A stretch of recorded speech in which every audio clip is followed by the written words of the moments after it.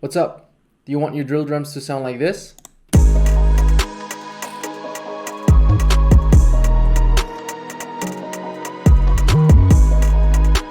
Let's talk about it how. First off, the loop we're using is from the Cymatics Anthem Drill Melody Collection called Saints. It's in 142 BPM G sharp minor, which by the way, you definitely want to be in the 140 range when you make drill, and also in the minor scale for the most part. Let's listen to just the loop for now so we get the vibe.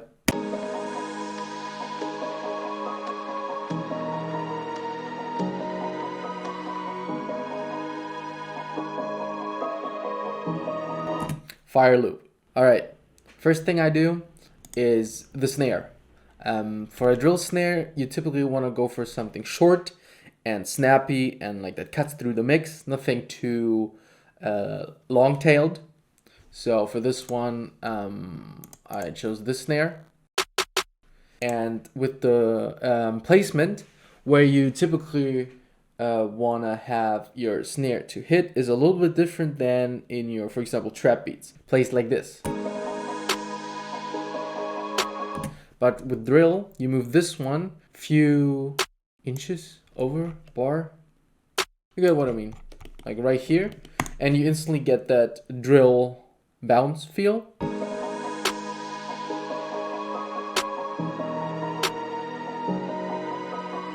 All right, that's it. Next is the hi-hat. And how I typically like to do my hi-hats, regardless of if it's drill or trap or R&B, is I want to, in a way, mimic the melody. So it just helps me to glue the track together better in terms of using the loop and the drums. But for now, let's talk about the basic rhythm of a drill hi-hat. Here's what you do. When you're in the piano roll, you go on to step, and then you place one hi-hat here, one right here, and one in the middle here. And you just repeat that, just for now to keep it simple so you get the vibe. And that's the most basic hi-hat pattern that you can get.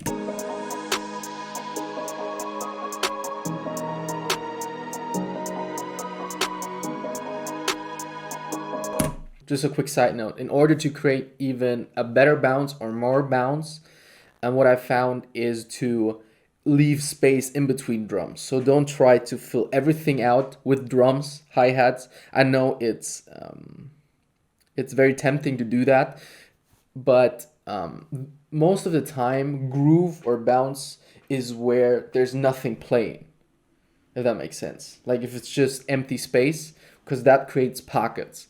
That's what I did with this hi-hat pattern, and also I put some rolls in there, which by the way, if you want to try out some rolls with the basic hi-hat pattern that I gave you, you go, for example, 4 steps, that's what I did here, and you can just press B when you're in piano roll, and then you just draw in like a roll, like this.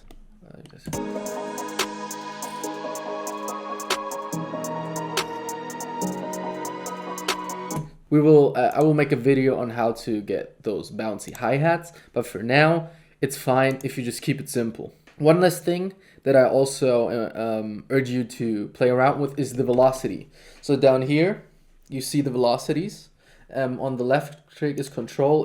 If that's not showing up, you go left on control, drop down note velocity, and that just indicates how hard the note is hitting, which is basically the loudness, but more think about it, how hard someone hits that note.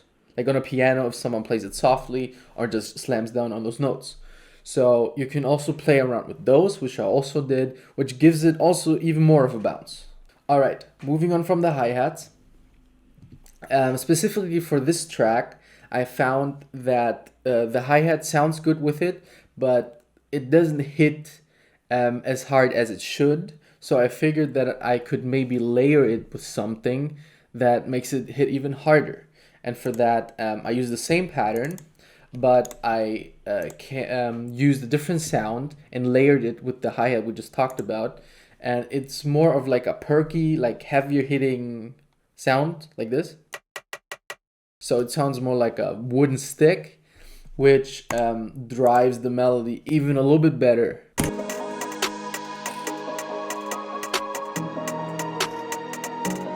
Yeah, that's all I did. With the kick and 808 in drill, what I've found is you typically want to go crazy or add more patterns towards the end of a bar, and the kick has to hit hard.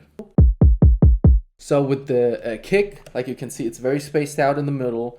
It always hits towards the end. In terms of where you should place it, like let the loop play, and there's no right and wrong because it's music, but just listen to it and see what feels right. And just loop it, place it wherever you want it to. Like I said, try to keep it towards the end of each bar and see how it sounds like. Let me just show you my pattern.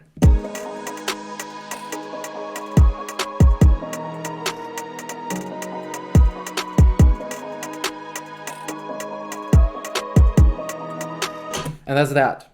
Now it's time for the arguably, probably, apart from the hi-hats, a very important part of each beat actually, but especially in drill, is the 808 and the slides. Like you can see here, my pattern, like I always said already, it's always towards the end of a bar. Like it goes crazier here. Few things. What I like to do with drill 808s, so you go into your 808, usually it's this window, you press the envelope, you go to the envelope and you turn everything down but the hold and turn it all the way up, which gives you maximum control of the 808, like this. So it cuts off immediately and you have maximum control. What I really like to do is let the 808 hit, but let it be cut off. English is hard, dude. Let it be cut off. Let the snare cut off the 808. That's what I always do with the 808s that hit first, like this. Actually, probably helps if I mute the loop for now so you can hear it better. Alright, that's all I do, but I like how it gives breathing room within the loop. Now, let's talk about slides, which is also very important. The way you do slides or glides in FL Studio is when you're in the piano roll, you have this triangle that says slide on it, which will allow you to slide your notes. So you press this one, and then you have to have one other note where it slides from or towards to. And depending how long you put this note, that's how long the glide will take. So I suppose you can do it like this, which also sounds good actually. Or you do it slow, quick, I mean. And to get the distinct sound, does that make sense? You put a second one right after. So this one octave, and then you go down another octave, like this. It slides to this one, and then it slides to this one. But in order for it to reset, you would need the bass 808 hit again. So what you do is you cut right when it hits. Did this make sense? I hope it did. But yeah, then it sounds like this. Alright, one last thing I want to talk to you about is percussion and drum loops. It helps to use them to create some sort of like unique sounding drums, more of a human feel. It gives a texture. So with this one, this loop from Cymatics came with this accent effect. Just that. But to me, it already sounded like a perk rhythm, like a drill perk rhythm.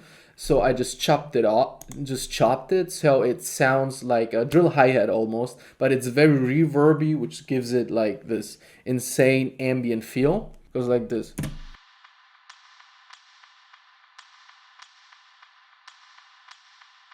I heard that and I wanted to use it as some sort of big percussion background ambient loop.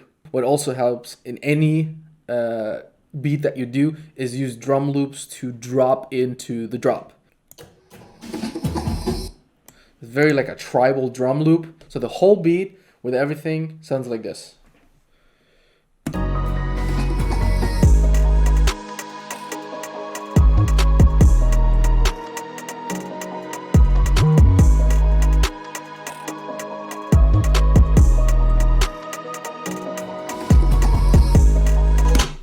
Firebeat. All right. So that's basically it. Try this out. Let me know if you have any questions. Let me know if this was helpful, if I even explained this correctly. But yeah, any questions, and hit me up or put them in the comments down below. If this was helpful, subscribe, like, share, notification bell, all this stuff. Let me know what you want to see next, and I'll see you in the next one. All right.